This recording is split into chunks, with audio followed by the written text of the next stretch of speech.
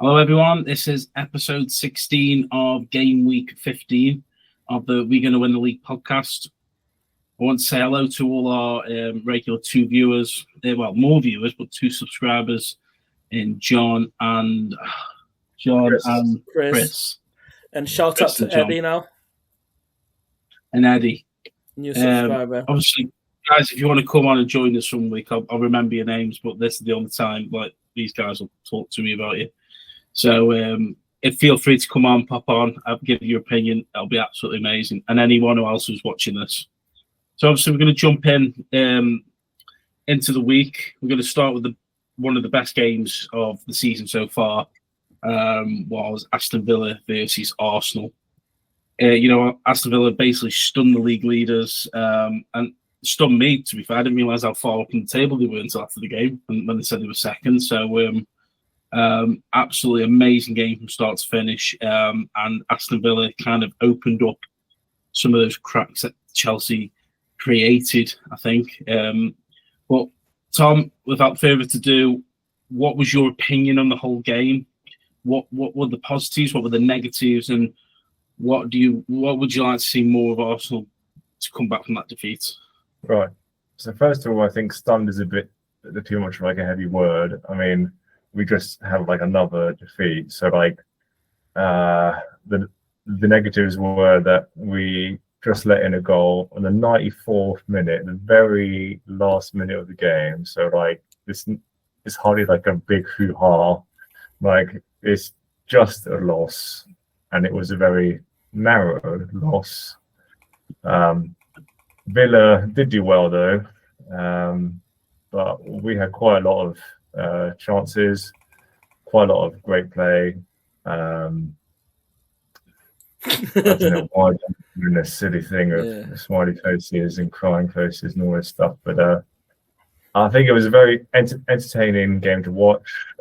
Both teams played very, very well.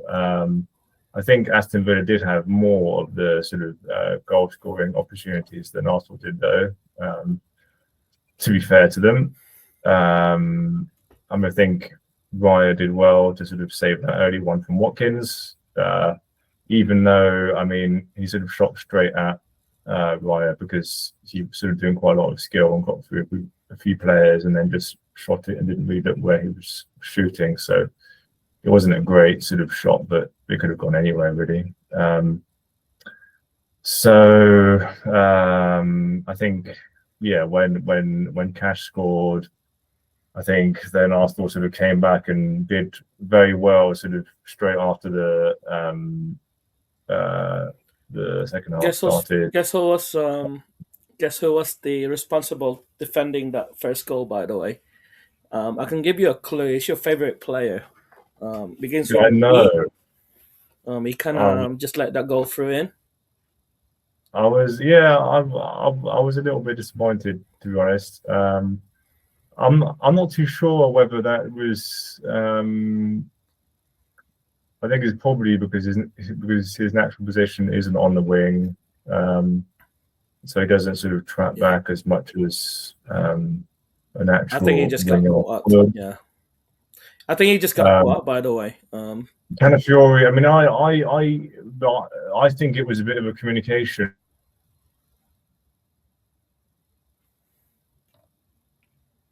Was sort of both in the back there, and I think Hincapié had his man covered, and Calafiori was sort of floating in between Eze and Hincapié, where there was no other Villa player up that way. So I didn't really understand.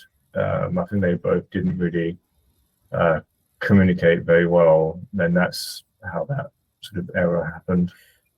How did you feel that at halftime? Arteta made the decision to substitute Eze off, and then who else came off for Eze and Marino came off. Marino came off at halftime?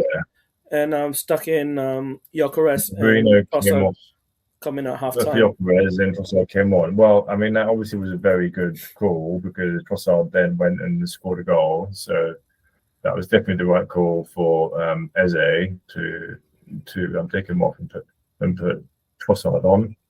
I think. I mean, I'm really hoping that Gyökeres starts to sort of hit form really and starts to, because even that goal, so the cross came in from Saka on the right wing, and Gyökeres was actually in the middle as well. He kind of run past it, didn't he? But yeah. So like he ran past it, and it makes me sad every time that I see that happening. I mean, you got to remember he's just come back from injury as well, so it might take him a while. Yeah, we'll give him time to sort of warm up, and I'm sure that he'll score some against the Wolves because they're pretty much bottom of the table, and we've got them sort of next in the league on the weekend. And that's at home as well, so I'm fairly confident that he'll start to score against Wolves there. I want to talk about Aston Villa's performance though as well. Just quickly, I think at the end, I think Hincapié was one that fought really for the lead up to the last goal, won it, because he could have cleared it further than what he did, and so he put it right by the corner flag, on a header. So basically, then they managed to get it in, and they managed to really crowd us and just confuse Arsenal's defense. Really, I think he played well for parts of the game, but that really was a big error. I think that could also have just kept it up in the wing and not actually try to do that cross, because then they got it straight back again and they hit it back. So what you do at that sort of time is that you try and play for a draw, really, because it's 85th minute, and you try to do the best thing for your team, and that's a draw. Basically at that point. So if you try to be more clever in that way, then I think that would also have prevented that goal going in, basically. So I think it was a little bit. Arsenal were too eager to go for the win, I think, on that game. I think we're 8 minutes over now. The viewers don't really know what we're going to be talking about. But you could have just kept it a cap. It was his fault. I think before I ask you a question, Dan, I think going up what Tom said, I think it's very harsh to say it's his fault, because the whole Arsenal defense was just embarrassing. That last goals. Yes, he could have done better, but the whole team just looked they were just on Bambi on ice. Basically, they didn't know who to go for, who to tackle, and it was just a big mess. But let's not, as Den just brought up, let's not discredit Villa. Because when I'm watching the game, I wasn't thinking, "Oh my God, I hope Villa do well." It was very much end-to-end football. It was a fantastic game of football. But also, as Den just said, Villa's performance, that never say, never die attitude at home. It was a cracking goal by Matty Cash, and that last goal, it just felt like it was going to happen. I don't know about you two, but I was thinking this is going to go in. Yeah, they were chasing the game. Both teams were chasing, and like you said, it was end-to-end game, and they were trying to chase for that third goal. Fortunately for Villa, managed to get that in the last minute. Absolutely fantastic Villa team.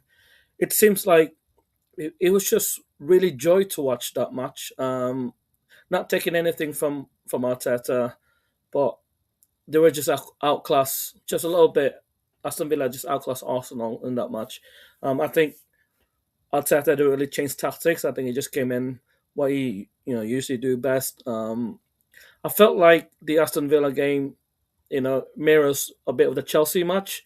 If Caicedo got sent off on that Chelsea game, I think Chelsea would have maybe got a point. But I think Aston Villa was incredible, man. He just looked like a Barcelona team from back in the days, It was very heavy. With Villa and City now both closing in on Arsenal, has the title race now become a 3-horse race?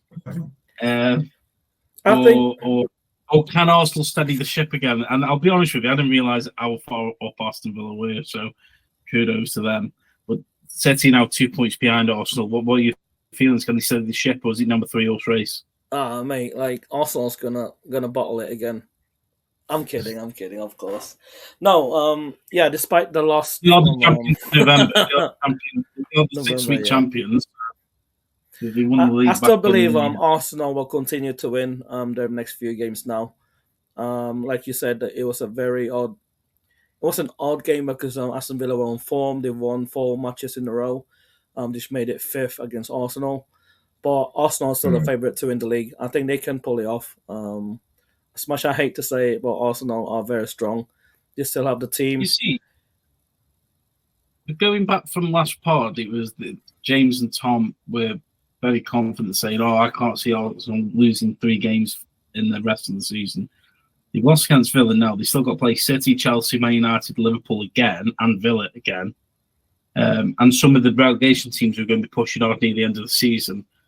I don't know. I think the season's going to be I don't know about you both, but I think the season's going to be a season of not many points to win the league because a lot of teams are going to be it's going to be tough to beat a lot of teams. But you're going to remember a lot of these games are at the Emirates. Arsenal are very strong at home. They have, especially the fans now, they are more excited than ever before that. They've been top of the league with the table. I think going to Emirates is going to make it more difficult. It doesn't matter if you're Manchester City or Liverpool or Aston Villa. If you go away and play at the Emirates, it's going to be difficult to get a point there. Obviously, on a biased point of view, obviously, I like the other team to get a point at Emirates, but at this moment in time, I don't think they can pull it off. Even Liverpool, I don't think they can pull it off. Going Liverpool team right now they're in a crisis in a minute, so they playing when they play at the Emirates, it's gonna be a difficult game.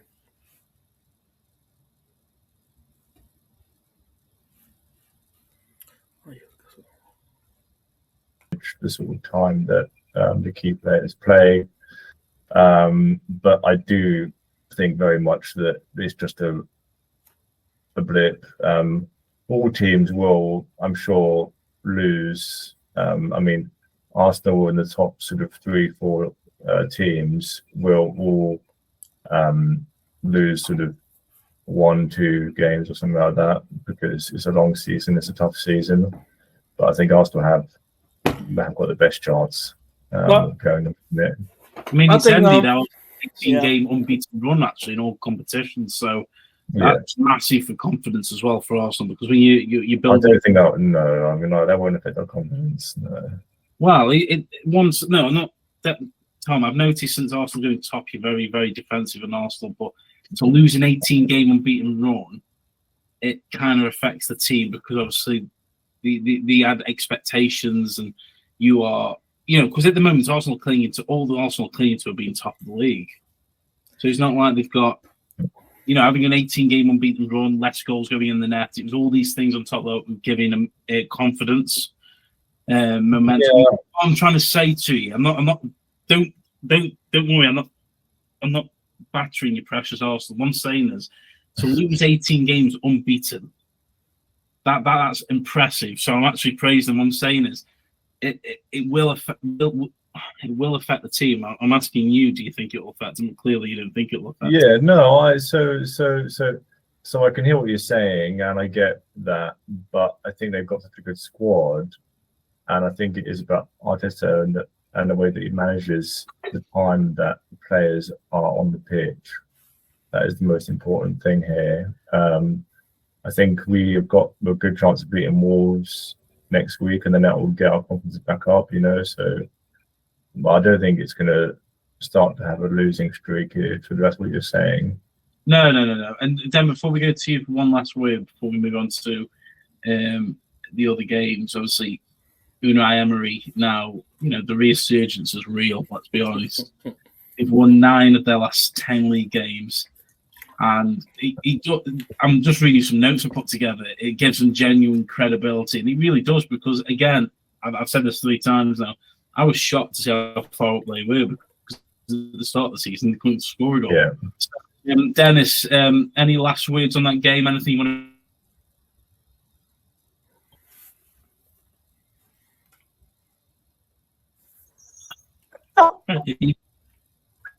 Yeah, it's a bit laggy. One sec. Yeah, my screen is frozen a little bit. I think my internet connection tonight is really poor for some reason. I don't know why. That's Does that mean that we got to cancel this, or? Oh, we continue, mate. I can still hear you. It's just let me just give me a second. okay. So,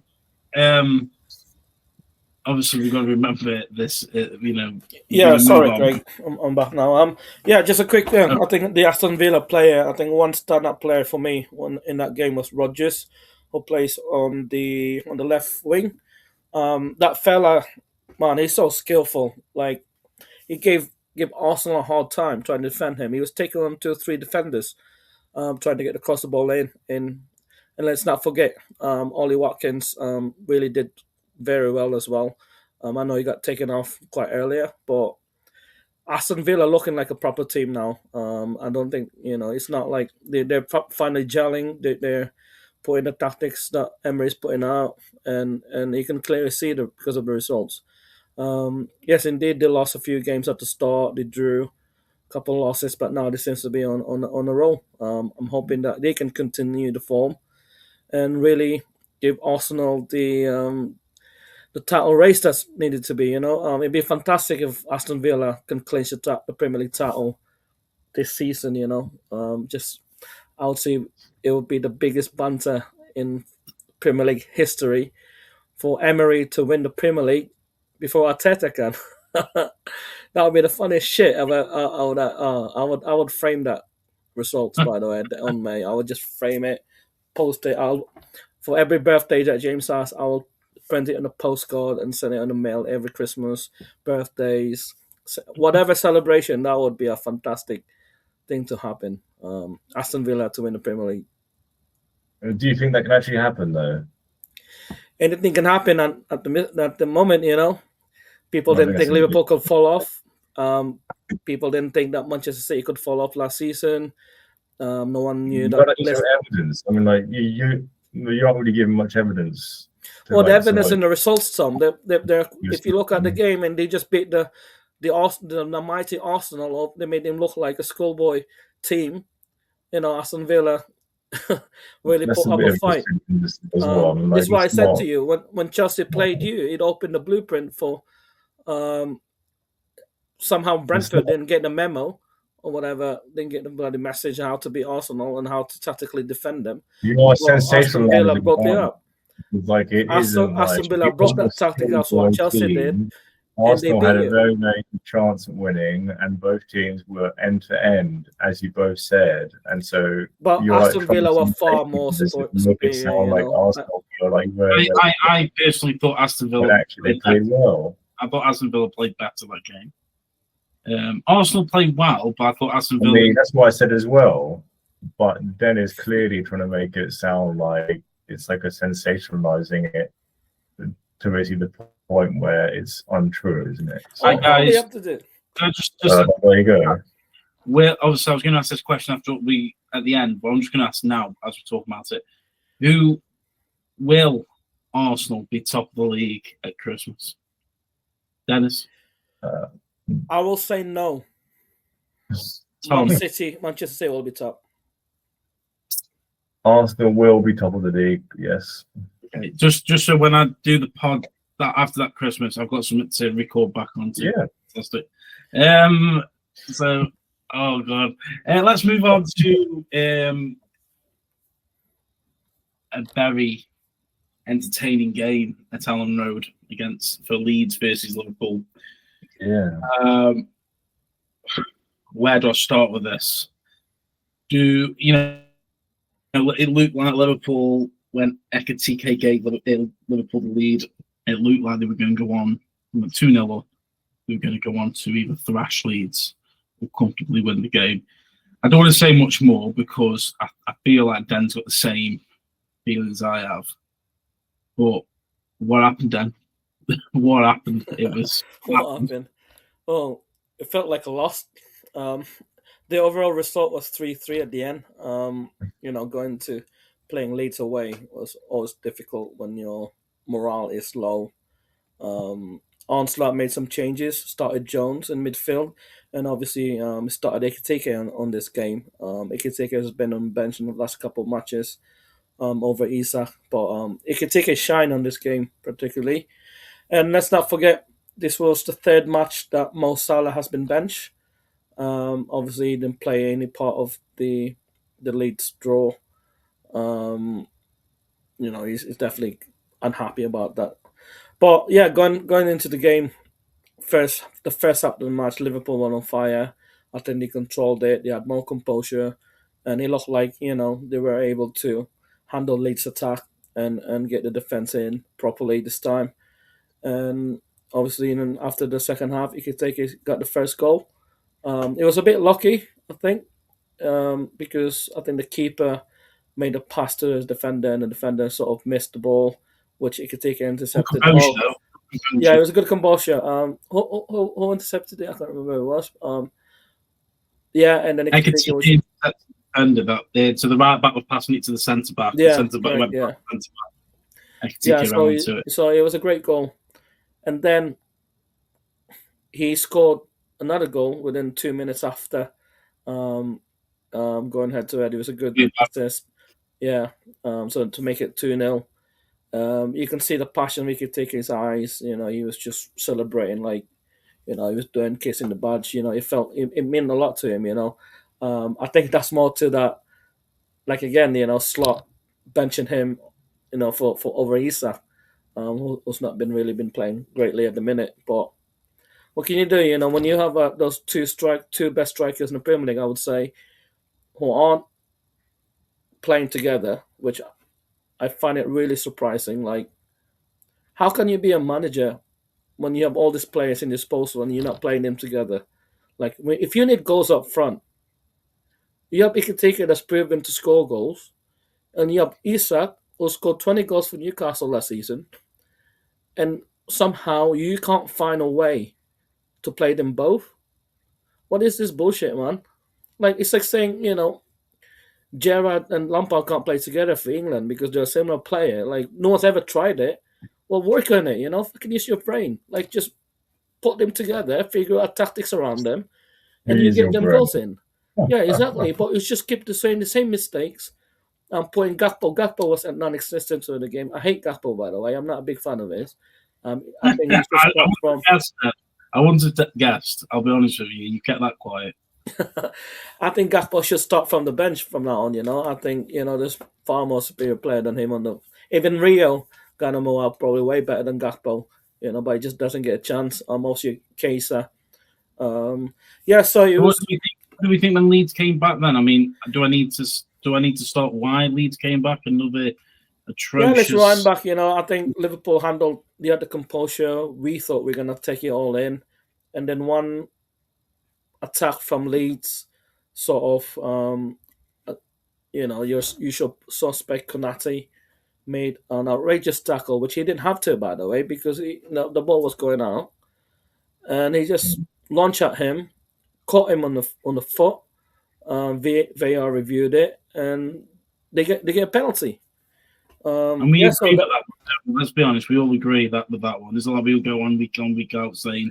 I think it was 50-50. VAR, like any type of tackle like that is going to get given. I think it was a very soft penalty, obviously, but I can accept it was a penalty. It's soft penalty. What are you talking about then? I mean, like, he took him out. I mean, like, and the ball was like still. He got the ball. He took him. Like, he took him out. Like, Caicedo has more of a red card claim than that was the thing. He fouled in the box. That could have been easier yellow rather than a penalty. It was atrocious.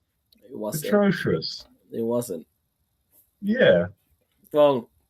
Yeah, anyway, so that you fouled him in the box. So that's atrocious. That's just a crime against humanity. Crimes against football, Tom. So they scored a penalty, and that really changed the dynamic of the match. I think Leeds were like eager to come back after beating Chelsea last week, and the fans were all behind them. And obviously, when Liverpool concedes a goal, the all sudden panic mode, and that's what happened. Extremely and. I think it was 80th minutes. Leeds got a corner, but I have no idea how they missed that person behind them. Like there was, I counted up how many Liverpool players in the box. There was at least 9 players in the box, but nobody seems to bother to stand on the back of the post like you always do. You gotta put a man on the post just in case, but they never did. There's 9 players defending there, so the ball came out, went further back. Was in Takamura just slot that in, and it was an open goal. So it was good for Leeds to come back like that. And then when we realised, we might get a draw on this one, within 3-4 minutes later, we get a lucky break, and then Szoboszlai scores to make it 3-2. But you just couldn't hold on, which is really, really annoying. So that sums up the Liverpool game. There's a lot of drama. I think Onslaught is a lot in trouble now. He's lost the dressing room. So before we go, did we mention the 3-3 goal? Or I thought you were mentioning it. So the 3-3 goal when Leeds made it 3-3 in the 95th, 4th minute. The 96th minute, yeah. 96th. Yeah, that's how bad it was. 3-3, yeah. Absolutely atrocious, wasn't it? Like, I think Gravenberch kind of chested it but it's just poor defending. Like, I think every man was in the box and still somehow went to the back post. I truly believe that if Konate was benched about 7-8 games ago, I don't think Liverpool would be this bad at defense. But he just keeps starting every single week. I don't understand. He keep doing the same mistakes. Who are you having place with them? Konate. We've got Gomez now. I know he's not anybody but Konate. You've got to punish the fella. Or even Robertson can come back as a centre back with Van Dijk there. He can cover that up, play 3-5-2, and stick and put Isak in. He could take you up front. Even that type of formation, you can cover that up. But he just keeps playing Konate. It was making the same mistake all over and again.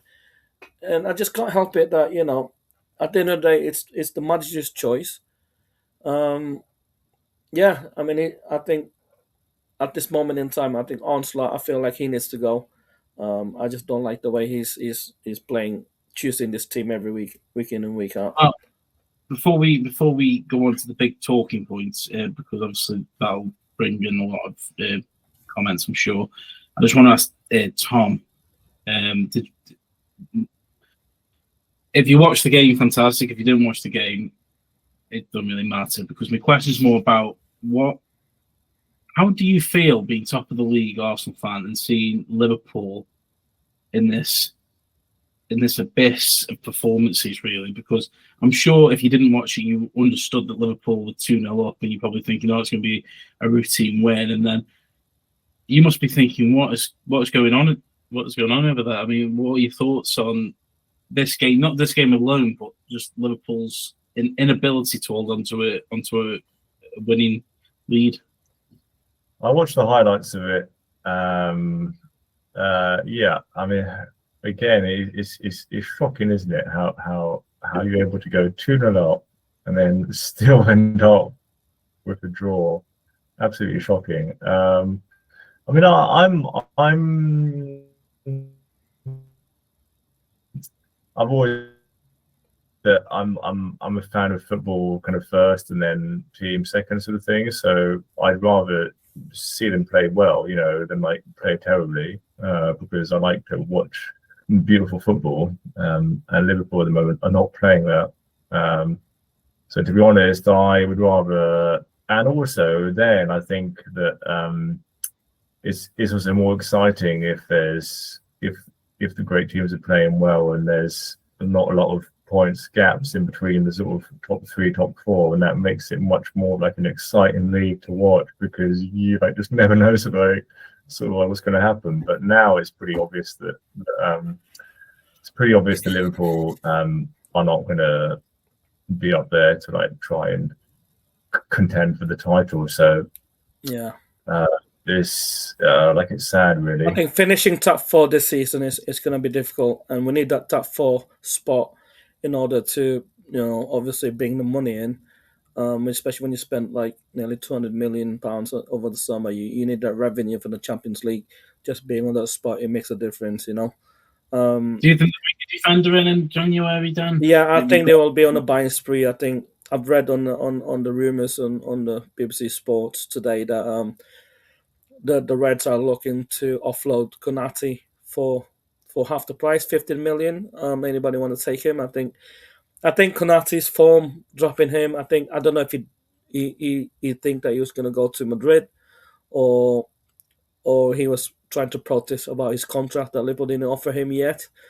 Maybe that's why he's not on form this season. I don't know. You don't know what's happening behind the scenes, but I think that would play a part. I can only guess, from far, and that if I was the person that, if you're not getting me money, you don't know what Konate is like, then I won't give you the performance that I need to put on.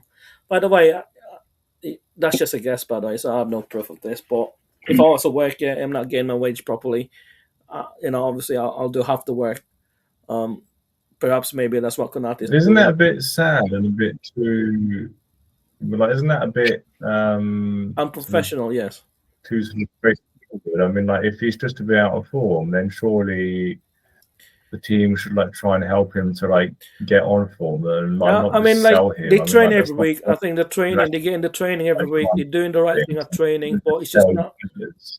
Yeah, it's not reflecting on the pitch. I think if one of your players are playing that bad, Tom,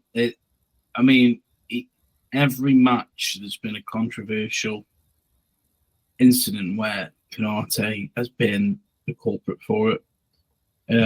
And it's not just Liverpool fans saying that. Liverpool fans were very, very resistant on saying they had any defensive incapabilities up until it was undefendable anymore, because it was like what Dan said a few weeks ago.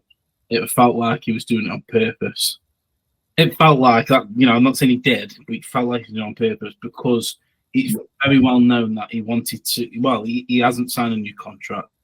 Madrid wanted to sign him in the summer, and then Madrid turned around and said, we don't want him anymore because of how bad he's played. So the problem is he's an established player now. He's an established member of the team. Yeah, he's a Premier League champion. He's a Premier League champion, but he's also a...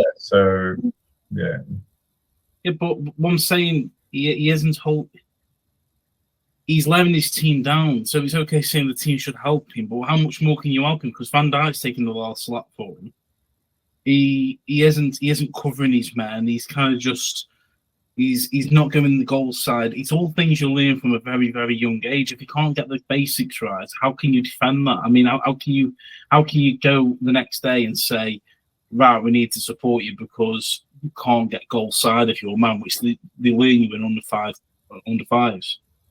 If you can't get the basics right, and each week in, week out, you're just playing terribly. What can you defend that? And what you meant to do? Also, the coach, I'll probably put their arm around him because no one's come out and said, no one's dropped him. So the fact that they keep playing him is obviously showing that they've got some trust in him and they're trying to help him build his confidence. How can Liverpool support him?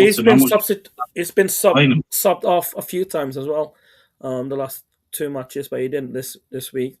But I mean, Konate is just not really happy being at the club. I don't think he is. Like you said, it's whatever personal reason they are behind the scenes. These same players don't want to be there. I think offloading Konate in January, that would be a great morale. I'm hoping that Liverpool can sign in McGuire. Just put in that bid and bring him in. Or if not, find a new centre back somewhere else. Maybe Saliba. Do you think he can actually leave Palace? I mean, he's doing really well. He will leave. Yeah, I think at the beginning of the season, he wouldn't leave because he was very, very loyal, punished trust. Crystal Palace. The Crystal Palace is kind of imploding a little bit. The manager now is not getting on with the owner. The team, there's a bit of a shift in the team because the manager is obviously happy, and he keeps coming out in these press conferences saying he's not happy.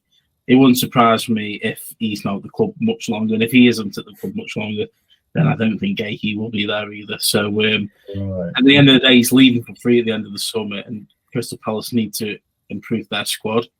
Which and also, I've just read somewhere just now.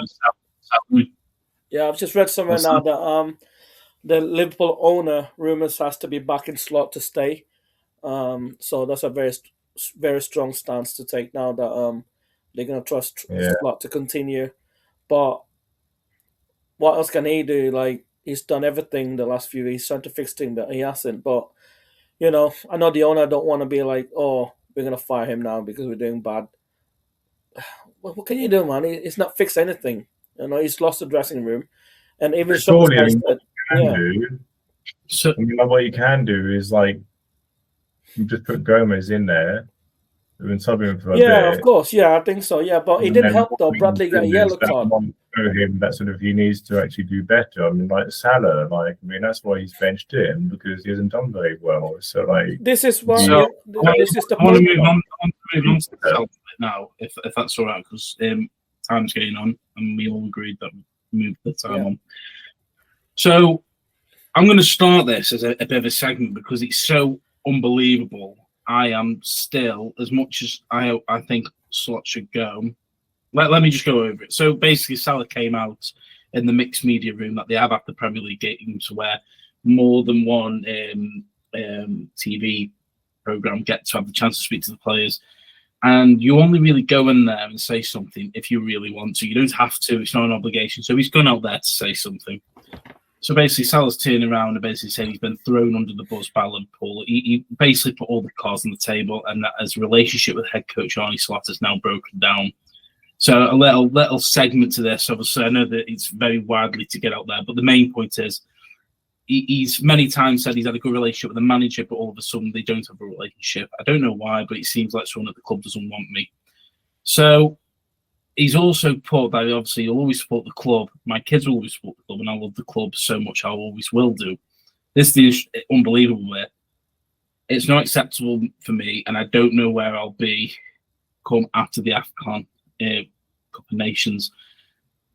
I will hopefully play against Brighton, and I will wave the fans goodbye. So I think that for one, there's two parts to this. I think there's a massive possibility to get money from Salah that after the Brighton game, that'll be his last game for Liverpool, because he's basically said that. He's even brought which club it'll be, and now he's asked his family to come watch that game for that reason.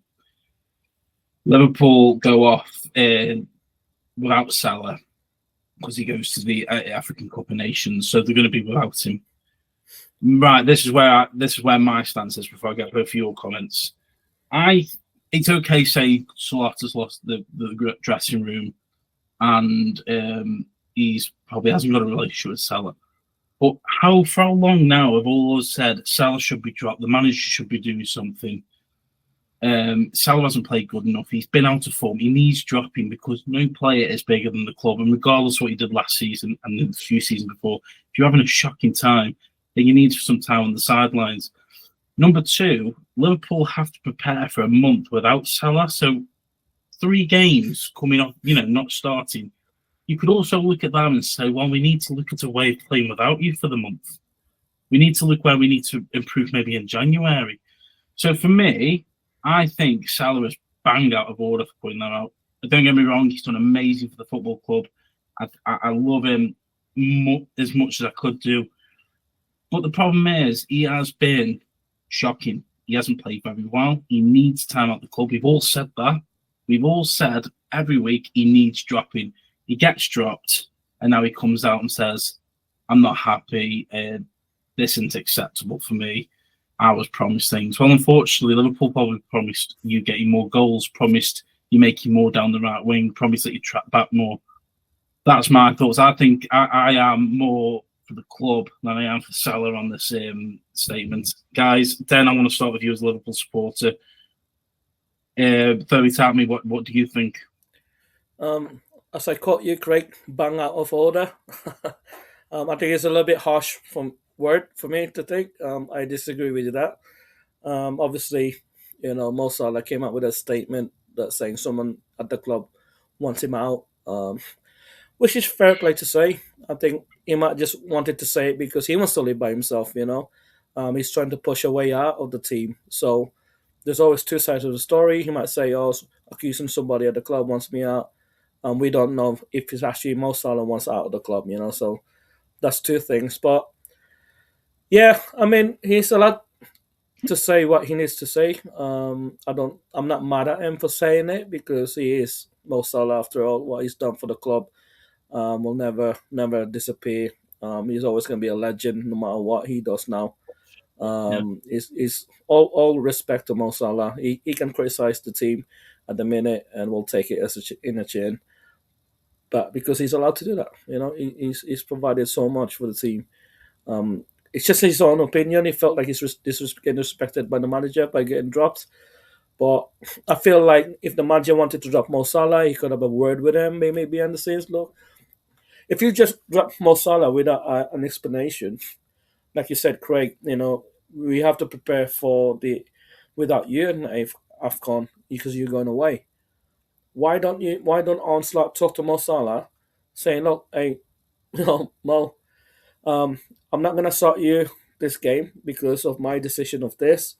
We need to prepare without you because you're going to go away. But I can't guarantee you any more minutes, but I might give you a game in Brighton if you want to say the last goodbye to the team. We might bring you on the last minute or something. Just communication, really. But we don't know the full extent of the lack of communication, Fucking hell, you see them every day at training. You go to your workplace, you see your manager, don't you? So don't you think it's his opinion though? But to come out and do that while the club are really in a bad time, I think that's Salah or not. Sometimes you have to say the wrong things. The football club is clearly in a rut and it needs some positive. So for your most expensive player to come out and say that, I don't think it's just going to rock the boat more. No, I don't think so. I feel like maybe the players agree the same thing with Mo Salah. I agree what they say, but obviously they can't say it because they got a long-term contract with the club. They've just been new signings on. And obviously Mo Salah is the senior player that's about to leave soon. So for me, I think for him to take the rage bait for the team, I think he takes it on rather than Szoboszlai talking about Onslaught or anybody else, any player. I think it's rightly so to do. But it's just just a little bit of crisis. I think things can be fixed, with a better tactical fucking management. Fucking manage the club properly. You're a football manager, man. Come on, like go back to basic. If you're fucking losing your defense, switch to 4-4-2 or something. I'm not a football manager, but it seems like you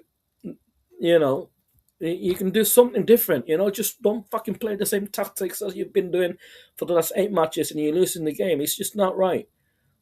You've got to change things, and the only thing is changing on the midfield and the strikers, but it's keeping the same defense was responsible for all the goals that's been conceding in the last 8-9 matches. How the fuck do you keep rotating the midfield and attacking forward, and you're not rotating your defense? Well, because you don't have any centre back. Well, you got fucking Gomez on the bench. And you got Endo might cover it. Maybe tell McAllister to be the centre defence midfield, help out on the centre back side, just in front of, just take Konate off. Like, just put someone in there. Like, play 5 defenders if you need to, just. I think Salah's statement, though, goes beyond the club being in crisis and only stop losing the dressing room. Because absolutely, yeah. If he did, he would bring that more up, that the club is not in a good place and no one's got... Oh, well, he can't say that to me, can he? He don't want to insult the club, but I think what Salah's statement was is just basically more of him than the club. He's on about the manager. I really don't think... I don't think he's on about the manager. When he says someone at the club wants me out and the manager now... I suppose, he's on about the manager, The issue... I think someone in the board is saying, listen, Salah's not very good. Salah's not very good. Salah's had a bad start to the season. And as I said to you last week, this is very unusual for Liverpool to offer a 2-year contract for a 33-year-old player. Liverpool, as you know, Dan's transfer policy is to keep players under the age of 30. No, we all do. And I think what it is, while there's money available, because Saudi Arabia, obviously, there's a team in Saudi Arabia that wants him. I think when he says someone at the club, I think it's come from above. I think he's basically saying, don't stop. Because like you said, Tom, the other week, he hasn't got the guts to drop him. He should have been dropped a long time ago. I think someone at the club has said, we need to make, not things uncomfortable for Salah, but we need to look at maybe unsettling him a little bit to push for a move. Because it's how we said, someone at the club, and then I've now got no ongoing relationship with the manager. It's two separate kind of phases of a conversation. He hasn't kind of married them together. Tom, what's your thoughts on this?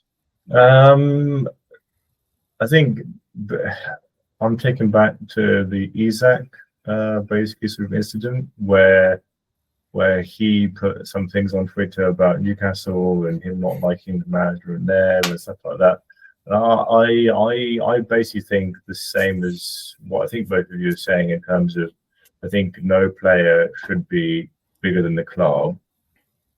I personally think that all this stuff, it should be resolved without the public knowing, really. I mean, I don't really see why the public sort of actually needs to know, but it just seems to be just with modern sort of social media and stuff, it just makes it we more have to likely, know, Tom, because the fans need to know. Will like release stuff, but actually, I think that's not really that important. I think what's important is the club and what happened to the club, and I don't really think that you necessarily need to know the sort of back room or dressing room sort of chats and discussions and all that sort of stuff. I think that you can see it on the pitch and that's enough.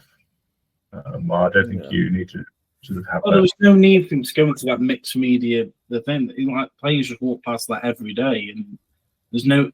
This is what I say when he says he loves the club, but then he goes and says it's all about. To be fair, Danny Murphy said his statement was all about him. Like, I know you're saying, we can't talk on behalf of a player, but when we've seen players come out and say they're unhappy, they kind of bring it that it's about the club and they're not doing well and we're not doing well. This was like, I've been made a scapegoat. Well, he hasn't been made a scapegoat. If anything, Konate's been made a scapegoat. Van Dijk has been hammered by other rival fans. He unfortunately, as much as I love Salah, I think he was wrong with the way he said it. I think he did make it all about him. I'm being made a scapegoat. I love the club, but somebody wants me out. It was all me. When at the end of the day, doesn't he? He has to be me because it's the only way he can take responsibility without throwing the club under the bus. Should be dropped. So you can't say, he's got to be dropped. Well, I think he was just complaining there's no communication about his future. I think if Onslaught could have done better, saying, look, the reason we're dropping you for the next game is we're going to prepare for you with you being not here. But it seems that there's no conversation on that one. We heard Ashley Cole come out and say, me and Arsene Wenger. It's the same it's what Mo Salah did last season. Yeah, but you look at the great clubs, they don't mummy cuddle players. Look, you've seen Arteta's documentary of Arsenal. He studies ground with Aubameyang. Mourinho did it with Dele Alli and Rose at left back. Alex Ferguson, as soon as Beckham started going his feet too far on the table, he sold him on. Arsene Wenger, Ashley Cole come out the other week and said, I never spoke to Arsene Wenger. He just played me. He would never tell me I'm doing good. Yeah, but the difference is great. The difference is Onslaught is doing really bad with the team at the minute. So if I have to choose between Mo Salah or Onslaught to go, I will go Onslaught has to go. And Mo Salah is correct on this. I would agree with that, but you can't say, that's Salah, I'm going to drop you for this game. But Salah knows he's been poor. He's probably been told in training he's got to do better. But to do that to Salah and make it, he's got to do it with Konate, he's got to do it with Van Dijk, he's got to do it with Kirkhead, he's got to do it with everyone. And managers haven't got time for that. So Salah's been dropped because he knows he's been poor. Everyone knows he's been poor. It's been wilding. There's no need to mollycoddle him into the fact that the problem is his statement. Then I think if his statement was more of a collective and just saying, things aren't going well, and this situation isn't ideal, but we get on with it. He basically was saying, after Brighton, I'm leaving. That's what it sounds like. Well, maybe this is what he wants. He just want to move now. He was trying to hopefully get money for some Saudi team to buy him in January. That he can just leave and move on. obviously, maybe I think the reason they put him on a 2-year contract is because they want get a bit of money for him when he leaves. So I think I hope that would happen in next month. Now I'm hoping that will happen, and then we can all move on from this. And new talks took a long time, and that's because Liverpool didn't want to offer him a 2-year contract because, as it was widely publicised, if they did, he got off, and then he got him for 2 years. And literally, that has happened. He's dropped off, and now he's saying he's been made promises. Well, I'm sure the club have been made promises because he hasn't played very well. Well, only time will tell now. Then I suppose. So we'll have to see. I totally agree. I think Salah, but I just don't think it's the. I look at players like Torres, Suarez. No, I mean every player has their opinion. If you're one of the greatest players that plays for the club, I think you're allowed to have a lot of fit. I understand it. If you're like Gakpo and you have a fit that you're getting dropped, then fuck off. You can't say shit. But if you're Mo Salah, you're Cristiano Ronaldo, you're Wayne Rooney, David Beckham or whatever, you can have your own opinion.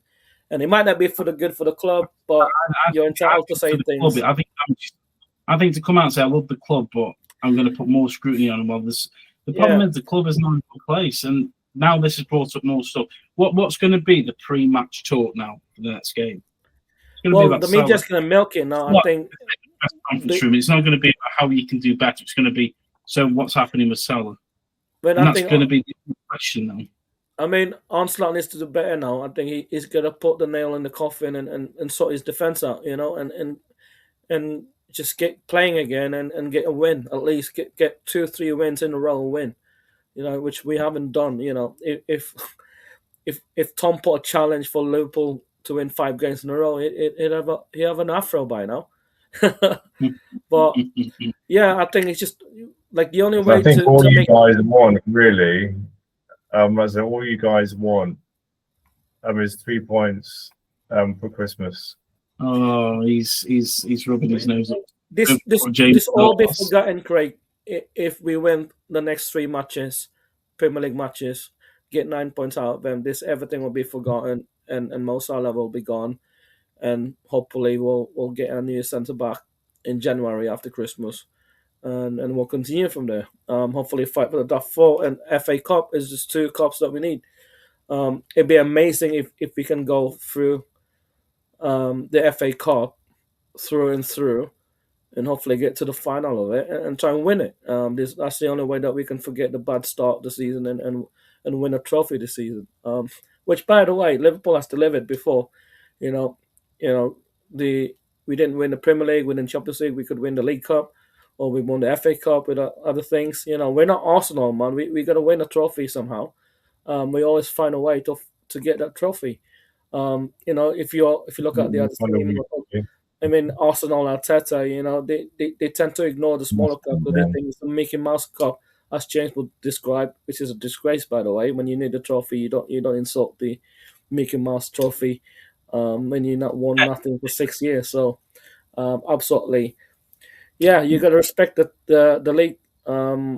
Another reminder, by the way, having a gold trophy is not the aim of the Premier League. You're there to win points and finish top at the end of the season. It's not about winning gold.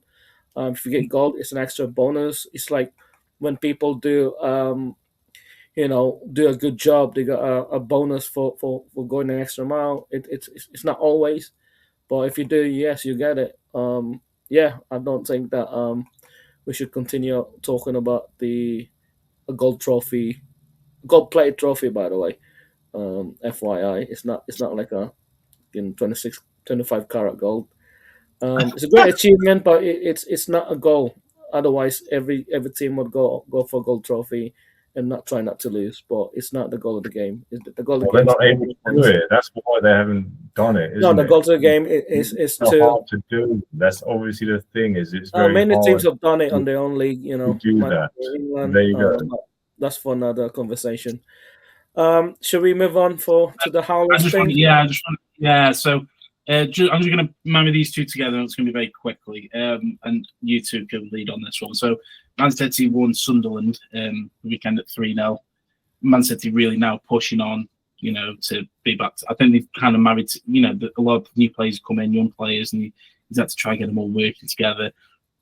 And I think we're starting to see a Man City team now that is starting to get some real momentum together. And Tom, you mentioned the assist for Man City, one of the players. It was absolutely quality. Absolutely. The whole was working well together. But Tom, I want you to start with this. We missed this last week, and we should have started with it, really. Haaland got a special accolade, didn't he? I mean, lead on that. So Haaland now he got 100 Premier League goals in just 111 games, beating Alan Shearer's previous record of 100 goals in 124 games. And I think the ultimate record is the 260 for like the ultimate sort of a Premier League goal scored. And so, yeah, it's just an incredible achievement for Haaland to do. I watched like about a half an hour interview where Shearer interviews Haaland about that. And it's just a fascinating thing to watch. So like just try and get a bit of an insight into Haaland's mind. He's clinical. He's just, I think he basically the outcome of the interview basically was that he's just a very instinctual player. So he plays on instinct a lot of the time. He like gets the ball, and they play around him, Tom, as well, don't they? Basically, he says that he just thinks that he wants to score the goal, and then he just does it. So like he doesn't really think about like if he needs to think it or like more like so I think around the keeper or do this or that. Well, that's the job of a striker to just score the goal, and he just has that instinctual ability. So it's just fascinating. Just an amazing achievement for him to do, and I'm very happy to actually be alive sort of whilst that's sort of happened. The other thing that I wanted to say actually about that 3-0 win against Sunderland, was it? Yeah. Ryan Cherky, I think his assist was just unbelievable, and I'm saying now that I think that is the assist of this season, like best assist of this season. Like just the way he did it was just utter class, brilliance. Just like you see it and you just think, like there's no need for him to actually do that. It was naughty, but like he does it, and like it's just it's just a thing of beauty. And then Phil Foden just headers it, and it just hits the crossbar and goes in. It's just like, what is this? Is just such a good assist and goal. That Guardiola goal. Beautiful. And you can say, Tom, Pep Guardiola plays around his striker, don't he? That's why Erling Haaland gets a lot of these goals because they play, get the service to Erling. And unlike Liverpool, when you have two world-class strikers, you play on your winger. You try and get Gakpo to get more goals than the strikers, which is really weird. That's what maybe that's what we're struggling in a minute. Once you have if you have a world-class striker, you create a tactic around those people. It's great.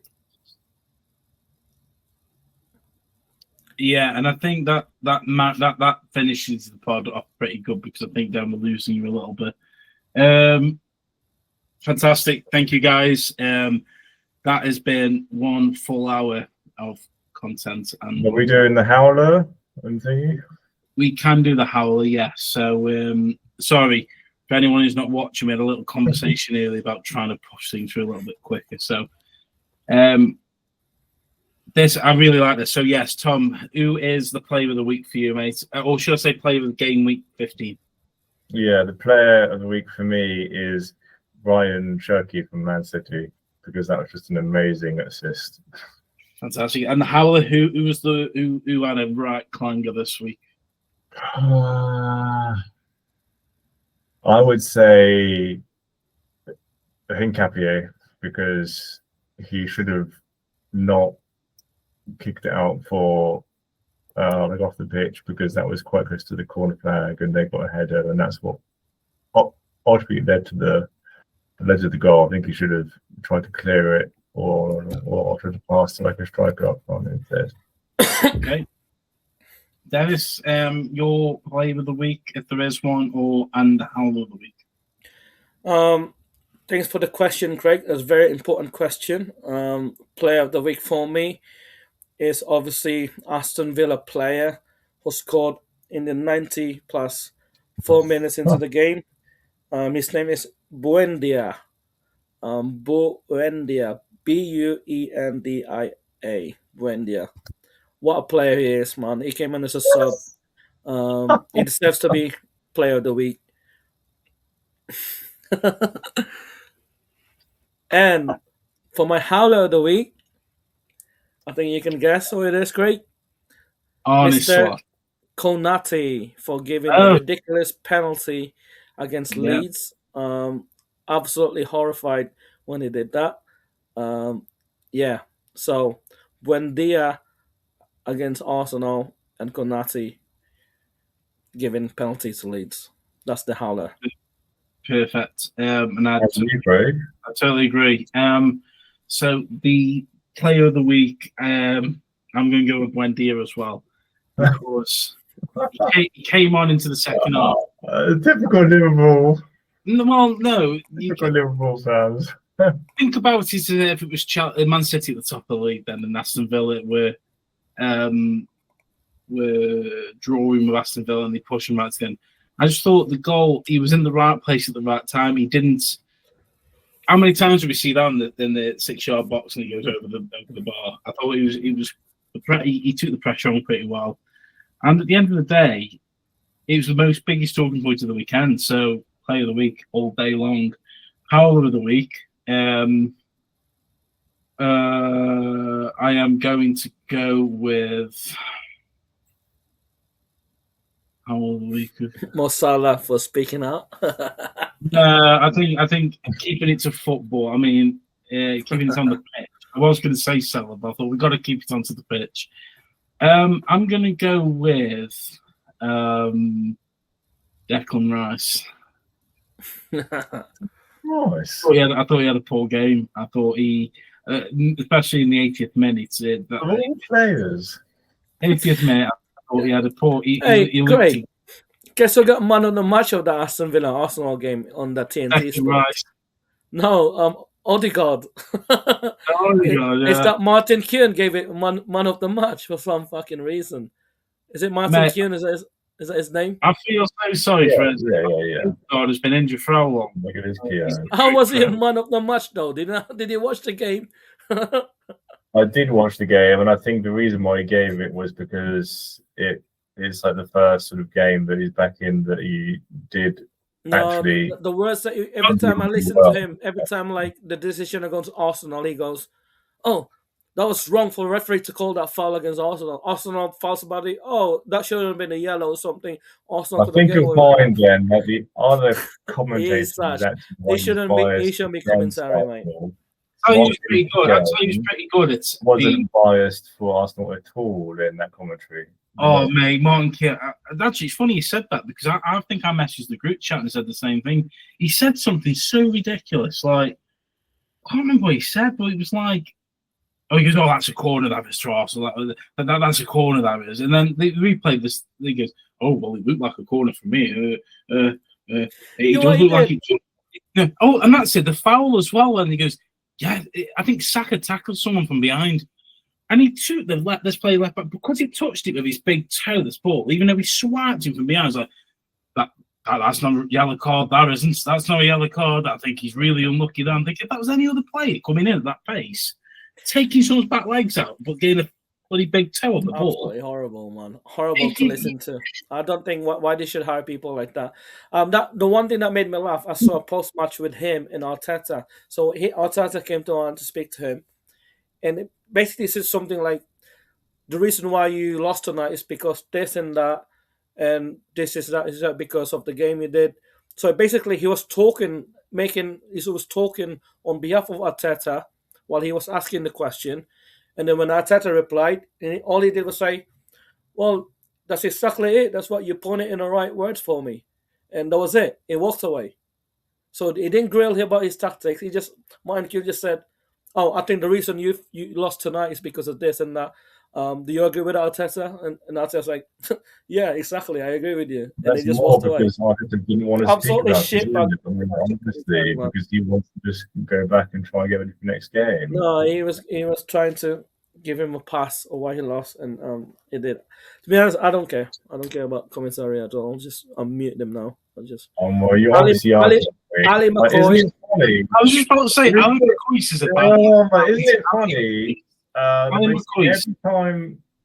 Isn't it funny that basically every time Arsenal have anything goes against them, then like the U fans go absolutely crazy. I think Alan Smith is a good comment. Like, crying because like Arsenal. No. I think you put this in your head. I think Alan Smith is a good commentator, and he was a former Arsenal player.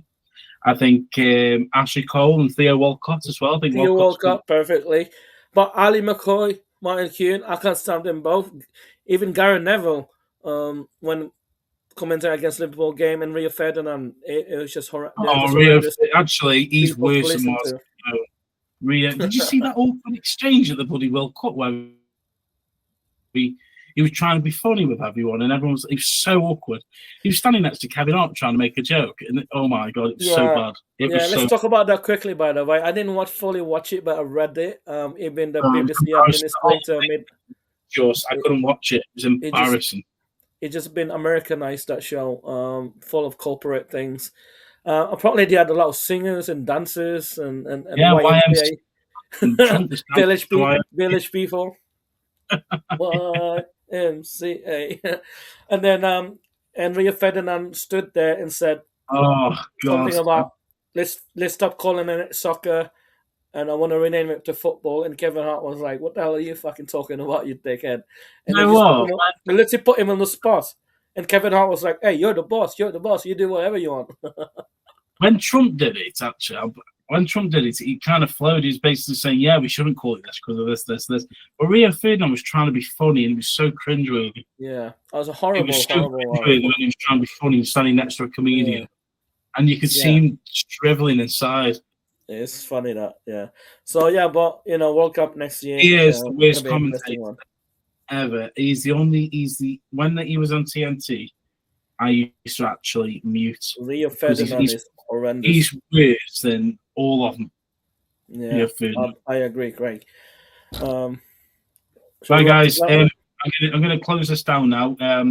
Thank you, everyone who watches, who comments. We could do with this getting a bit bigger, not because of his own self-worthiness of getting more money in, because we don't get any. But we really do this because it is a passion. It'd be good if you can like, share, and follow, and push it out to as many people as you can. And if anybody wants to get involved, we are absolutely up for it. Like, you could even come on and just banter us, and we'll take it because we just want to hear your opinions of the games and not just us three. Because obviously, we are mates and we probably do push each other's buttons to a limit, and we all know, we either don't mean it or we go further, but we want to get you involved.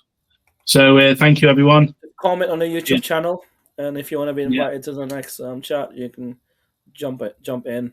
Make fun of Tom looking like Moreno, just need an eyebrow. He loves that, actually. He loves it.